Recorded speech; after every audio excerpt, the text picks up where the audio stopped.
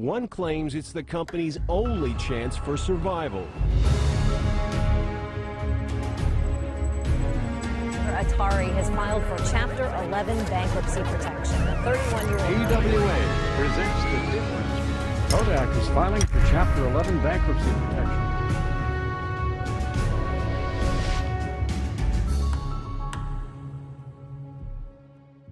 What's up, guys? My name is Jake, and welcome to the 17th episode of Bankrupt. American car culture in the mid-2000s was a weird time. You may recall that during a period between 2002 and around 2007, a certain brutish military vehicle turned civilian gas guzzler took over American roads. Some really hated it, and others adored it. It had been General Motors' first major cultural hit in a while, and the company sold tens of thousands of them through the early to mid-2000s. But with all of that perceived success, the Hummer program was shuttered indefinitely, with their brand and their parent organization effectively bankrupt. So today, let's discover how this vehicle designed for the military made such a splash in the US auto market, and how its dramatic downfall seemingly killed off the brand, only for it to be revived a decade later as an EV. This is Hummer.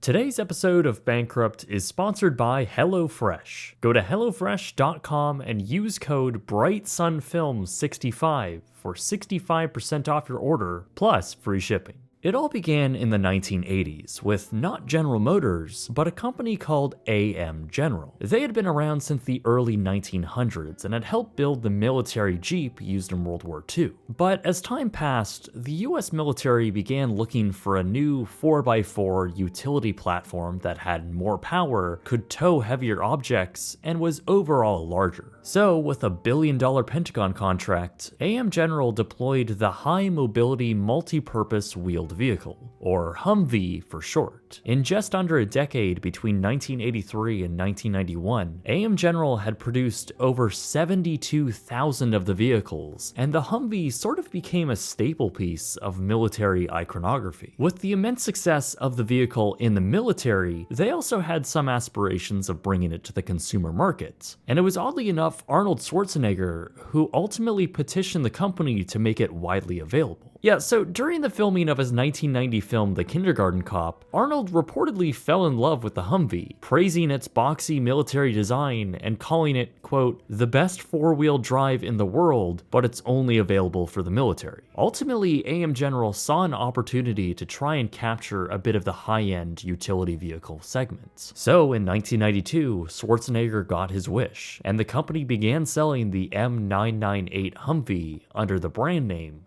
Hummer. Arnold bought the first two sold, while the vast majority of Americans didn't. The H1, as it was later called, really was not a comfortable vehicle. Little had been altered from its military counterpart, only the necessary safety elements and air conditioning were put in. Everything else was essentially a standard military Humvee, which really couldn't gain wide consumer interest, along with its $85,000 MSRP. That's a base price of around $152,000 today. So for a bare-bones, brutish utility vehicle, the proposition wasn't great.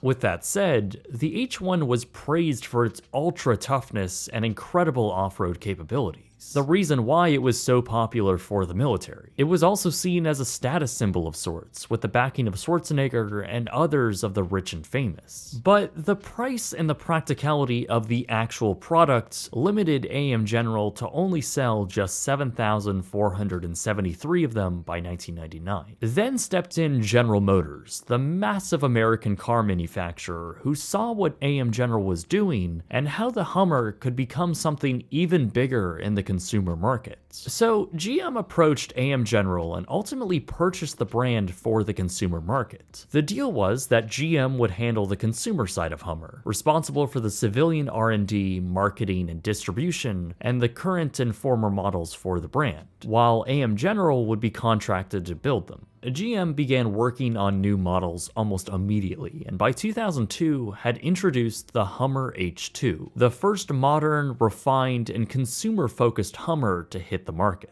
With around a $50,000 price tag, the full-sized utility SUV was poised to do quite well, with America's appetite for larger, more capable vehicles.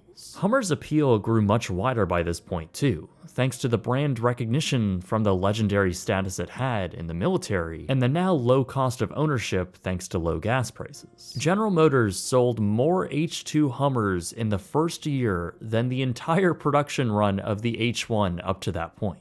The H2 was a very ridiculous vehicle even at its launch, with 16 inches of ground clearance, an overall massive size, and abysmal fuel economy, getting just 10 miles per gallon. With not the worst interior for an early 2000s GM product, and with styling that was a bit polarizing, however arguably liked by the average American, it was seen as a future success. The SUV was also praised for its off-road capabilities, and that's really what it was designed for. The Hummer was meant to be a lifestyle vehicle, a larger replacement for the Jeep, not necessarily a daily driver. Something GM was marketing to people who take weekend camping trips. But in reality, consumers began using it in their daily lives, driving their 6,400-pound military vehicle down suburban roads. People were beginning to use it as a status symbol rather than what the vehicle was actually intended for. And because of that, Hummer was doing pretty well, selling more than 35,000 units in 2003. And as a result, GM began building dealerships all across the country and began working on another new model. In 2005, the brand introduced the Hummer H3, a lighter and smaller version of the H2. It also had a lower MSRP of just $28,000, allowing more Americans to get their very own Hummer. The H3 quickly became the brand's most popular model, with sales exploding to over 71,000 units in 2006. The Hummer was now more obtainable, and with more on the road, it created this weird culture of owners who would do outrageous things to them. I mean, people were decking them out in chrome, putting the worst wraps imaginable on, modifying scissor doors to them, and I'm sure, as you can remember, converting many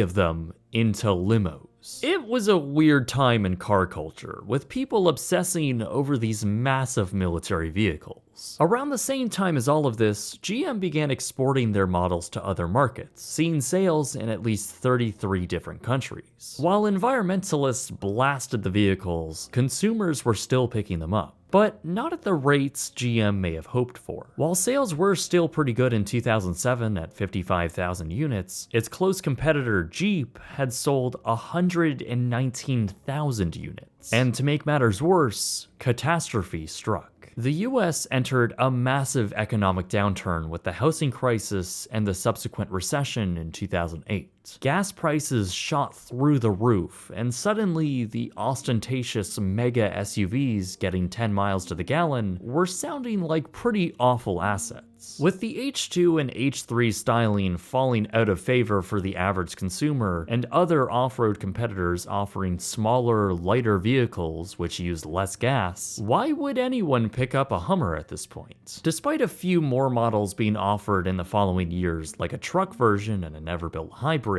the long-term business case for the brand was seeming less and less certain. Sales had severely dropped off, and it didn't help that the brand's parent company, GM, was on life support, just months away from bankruptcy. General Motors began exploring a potential sale for the brand to another automaker, which apparently others had shown interest. Ultimately, GM did file for bankruptcy in mid-2009, and in their announcement, Hummer was identified as one of the brands that would be shut down. The plan was to sell Hummer off to an interested party out of China for around $150 million.